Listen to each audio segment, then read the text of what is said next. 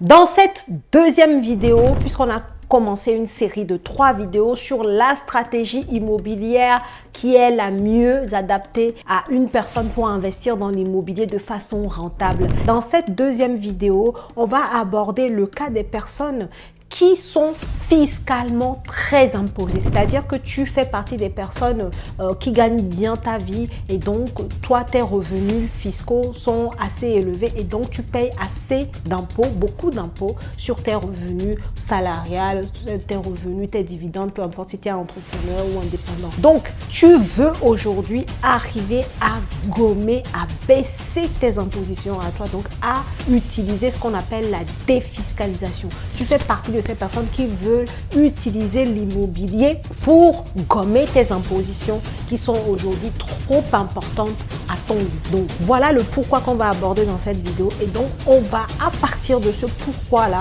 trouver une stratégie d'investissement qui serait la plus adaptée pour les personnes qui ont ce pourquoi. Donc si tu fais partie de ces personnes, je t'invite à regarder cette vidéo jusqu'à la fin. Alors, on va rentrer tout de suite dans le vif du sujet. Je répète le pourquoi. Tu es lourdement imposé et tu souhaites donc baisser ton imposition, baisser ton assiette fiscale, réduire ton imposition, gommer ton imposition en partie en investissant dans l'immobilier. Mais tu n'as pas envie d'investir dans le neuf parce que bon, c'est aussi une solution. On vous promet d'investir dans le neuf, dans le Pinel du coup et d'avoir des déductions, des réductions d'impôts.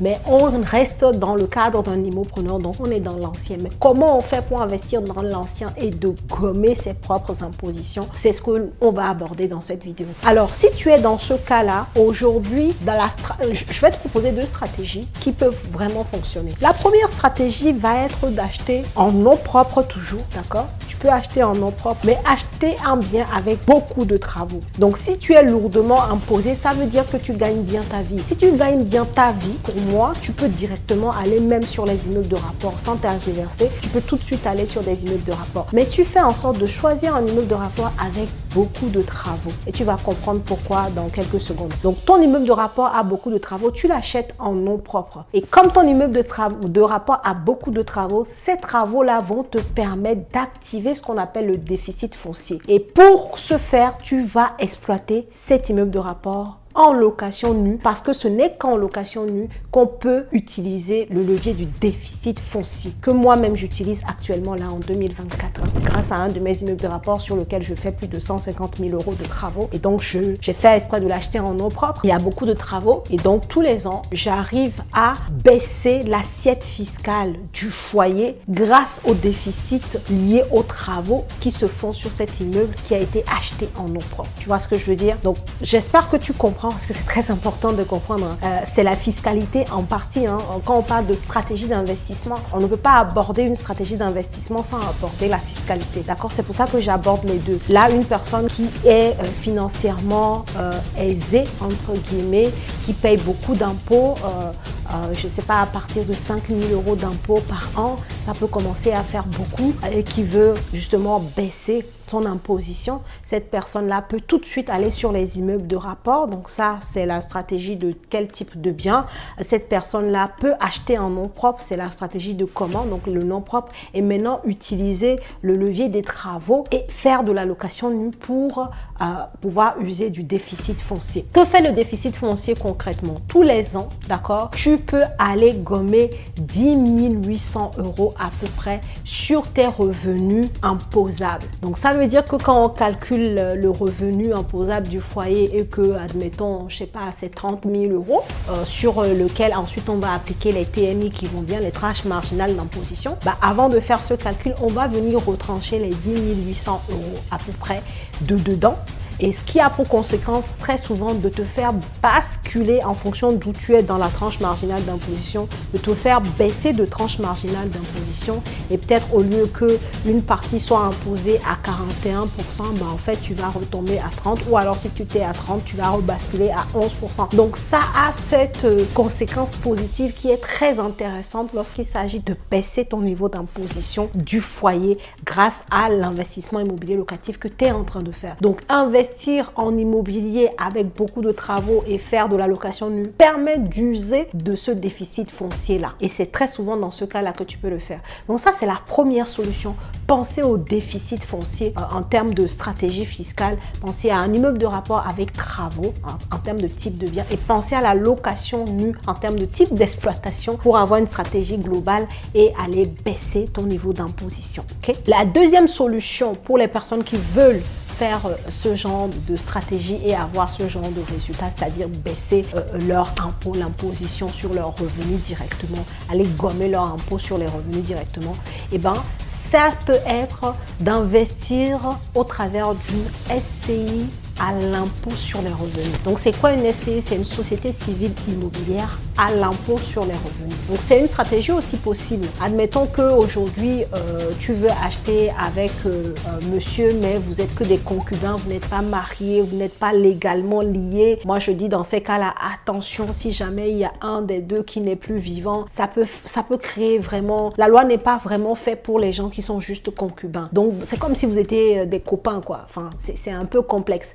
Donc, dans ces cas, il vaut mieux investir en société. Et là, la SCI à l'impôt sur les revenus peut vous permettre, parce que c'est une société, au moins il y a des règles qui régissent la société. Vous allez rédiger les statuts, il n'y a aucun souci. Mais c'est à l'impôt sur les revenus, donc ça serait comme une société transparente et qui vous permettent derrière de pouvoir utiliser aussi le déficit foncier. D'accord? Donc, vous serez deux dans cette société-là, SCI, mais à l'impôt sur les revenus. Donc, une SCI transparente, l'argent peut aller directement sur vos comptes, il n'y a pas de problème parce que c'est une société transparente, mais ça reste quand même une société et ça vous couvre tous les deux, surtout si vous n'êtes pas mariés, c'est impeccable, ou si vous êtes des amis par exemple, pour faire l'investissement. Et derrière, vous allez pouvoir utiliser le déficit foncier au prorata de vos nombres de parts tout simplement dans la société. Donc c'est complètement possible d'utiliser également, d'avoir accès au déficit foncier en faisant de l'achat en SCI à l'impôt sur les revenus,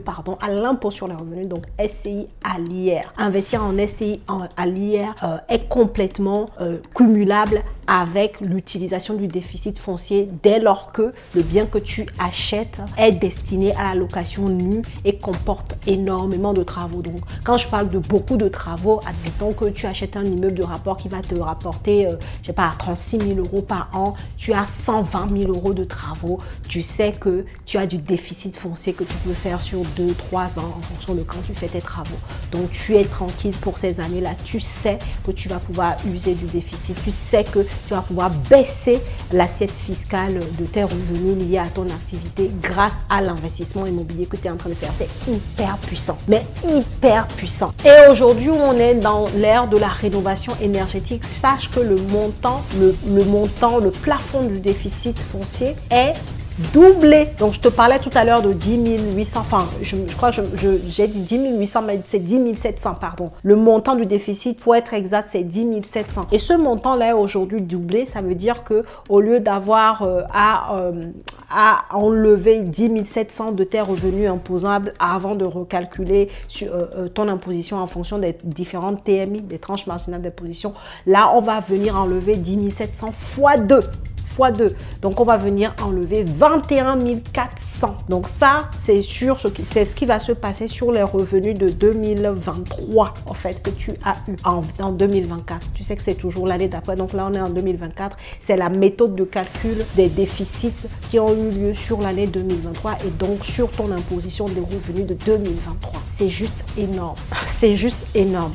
Et ça, des gens comme moi, on en bénéficie puisque je t'ai dit tout à l'heure que j'ai encore un immeuble de rapport sur lequel j'ai fait énormément de travaux et je t'en ai même parlé où j'ai remplacé la toiture complètement, j'ai refait la toiture, j'ai restructuré la charpente, j'ai toute une rénovation d'intérieur également et donc effectivement j'ai plus de 150 000 euros de travaux et donc moi je fais partie de ceux qui vont bénéficier de ce plafond, ce doublement du plafond du déficit foncier de 21 400 euros. C'est énorme, ça change beaucoup sur les revenus globaux globaux du foyer, en fait, en termes d'imposition sur les revenus du foyer, clairement. Donc, le déficit foncier, c'est très puissant pour les personnes qui payent beaucoup d'impôts et qui ont envie de gommer leur imposition. Et ça, pour l'utiliser, si tu fais partie de ces personnes-là, tu as deux cas. Donc, tu peux investir en nom propre, mais choisir de la location nue et un immeuble de rapport parce que c'est là où tu peux avoir beaucoup de travaux conséquents et pouvoir justement aller gommer ton imposition. Ou alors, tu peux également investir au travers d'une SCI à l'impôt sur les revenus et par contre, utiliser toujours l'exploitation en nu et avoir un immeuble, un bien avec beaucoup de travaux pour pouvoir utiliser le déficit foncier. Voilà ce que je voulais te dire dans cette deuxième vidéo sur notre série de 3 vidéos là qui concernent les stratégies à adopter, la meilleure stratégie pour investir dans l'immobilier. Donc, si la vidéo t'a plu, je t'invite à la liker, à la partager et on se retrouve dans la dernière vidéo de cette série.